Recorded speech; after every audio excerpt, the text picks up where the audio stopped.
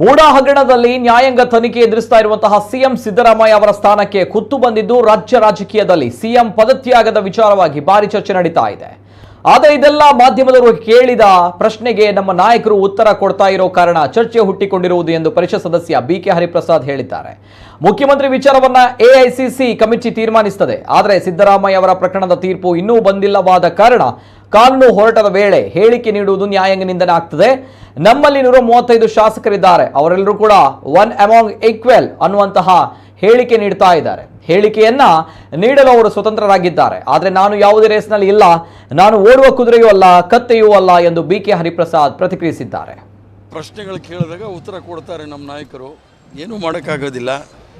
ಆದ್ದರಿಂದ ಅವೆಲ್ಲ ತೀರ್ಮಾನ ಆಗ್ತಕ್ಕಂಥದ್ದು ಆಲ್ ಇಂಡಿಯಾ ಕಾಂಗ್ರೆಸ್ ಕಮಿಟಿಯ ಅಲ್ಲಿ ನೇತೃತ್ವದಲ್ಲಿ ಸಿದ್ದರಾಮಯ್ಯನವರ ಈ ಪ್ರಕರಣ ಏನಿದೆ 9-12ನೇ ತಾರೀಕು, ತದನಂತರ ಏನಾಗುತ್ತೆ ನೋಡೋಣ. ಇನ್ನೂ ಸಂಪೂರ್ಣವಾಗಿ ಅದರ ತೀರ್ಪು ಬರುತ್ತೋ ಇಲ್ಲವೋ ಅನ್ನೋದು ಗೊತ್ತಿಲ್ಲ. ಇದು ಕಾನೂನಿನ ಹೋರಾಟ.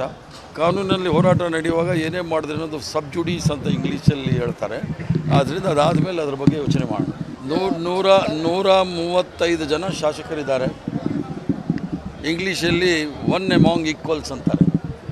ಆದ್ದರಿಂದ ಅವರವ್ರ ಅನಿಸಿಕೆಗಳು ಅವ್ರು ಹೇಳ್ತಾರೆ. ಪ್ರಜಾಪ್ರಭುತ್ವದಲ್ಲಿ ಅವರವ್ರ ಅನಿಸಿಕೆಗಳು, ಆಸೆಗಳು, ಆಕಾಂಕ್ಷೆಗಳು ಹೇಳ್ತಕ್ಕಂಥದ್ದು ನಮ್ಮ ಪ್ರಜಾಪ್ರಭುತ್ವದಲ್ಲಿ ಅಡಕವಾಗಿದೆ. ಅದನ್ನು ಹೇಳ್ತಾ ಇದ್ದಾರೆ. ಒಂದು ವೇಳೆ ಮೊದಲು ಯಾಕಂದರೆ ಗೌರ್ಮೆಂಟ್ ಫಾರ್ಮ್ ಆಗೋಕ್ಕಿಂತ ಮೊದಲು ಬಿಕೆ ಹರಿಪ್ರಸಾದ್ ಅವರ ಹೆಸರು ಕೂಡ ಇತ್ತು ಸಿಎಂ ರೇಸಲ್ಲಿ. ಈಗ ಆ ಹೆಸರು ನಾವು ಯಾವುದೇ ರೇಸಲ್ಲಿಲ್ಲ. ರೇಸಲ್ಲಿ ಓಡೋ ಕುದುರೆನೂ ಅಲ್ಲ, ಕತ್ತೇನೂ ಅಲ್ಲ. ಒಂದು ವೇಳೆ ಹೈಕಮಾಂಡ್ ನಿಮಗೆ ಸಿಎಂ ಆ ಪ್ರಶ್ನೆನೇ ಬೇಡ. ಈಗೇನಿದ್ರೂ ನ್ಯಾಯಾಂಗದ ಹೋರಾಟ ನಡೀತಾ ಇದೆ, ಅದು ಹೋರಾಟ ಮುಗಿಲ್ಲ. ಇನ್ನು ಇದೇ ವೇಳೆ ಬಿಜೆಪಿ ಕಾಲದಲ್ಲಿ ನಡೆದಿದ್ದ ಕೋವಿಡ್ ಹಗರಣದ ಮಧ್ಯಂತರ ವರದಿಯ ಬಗ್ಗೆ ಮಾತನಾಡಿದ ಬಿಕೆ ಹರಿಪ್ರಸಾದ್, ಹಾಲಿ ಎಂಪಿ ಸುಧಾಕರ್ ಅವರು ಆರೋಗ್ಯ ಮಂತ್ರಿಯಾಗಿದ್ದ ಸಂದರ್ಭ ಕರ್ನಾಟಕದಲ್ಲಿ ಕೋವಿಡ್ನಿಂದ 4 ಲಕ್ಷ ಜನ ಪ್ರಾಣ ಕಳೆದುಕೊಂಡಿದ್ದಾರೆ. ವ್ಯಾಕ್ಸಿನ್ ವ್ಯವಸ್ಥೆ ಹೇಗಿತ್ತು ಅಂತ ಜನ ನೋಡಿದ್ದಾರೆ. ವರದಿ ಏನು ಬಂದಿದೆ, ಅದರಲ್ಲಿ ಏನು ಸತ್ಯ ಇದೆ ಅಂತ ಹೊರಗೆ ಬರಲಿ, ತಪ್ಪಾಗಿದ್ರೆ ಶಿಕ್ಷೆ ಅನುಭವಿಸಲು ಮುಂದಾಗಲಿ ಎಂದು ಹೇಳಿದ್ದಾರೆ. ನೋಡಿ, ಸುಧಾಕರ್ ಅವರು ಆರೋಗ್ಯ ಮಂತ್ರಿಗಳಾಗಿದ್ದರು.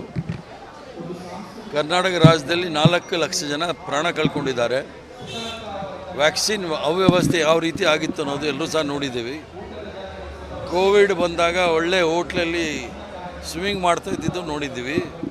ಆದ್ದರಿಂದ ಅದರ ಬಗ್ಗೆ ಅವರು ಮಾತಾಡ್ದಿರೋದು ಒಳ್ಳೆಯದು.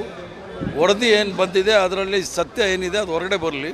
ಅದು ಅಕಸ್ಮಾತ್ ಏನಾದ್ರು ತಪ್ಪಾಗಿದ್ರೆ ಅವ್ರು ಶಿಕ್ಷೆ ಅನುಭವಿಸೋಕ್ಕೆ ಮುಂದಾಗಬೇಕಾಗುತ್ತೆ.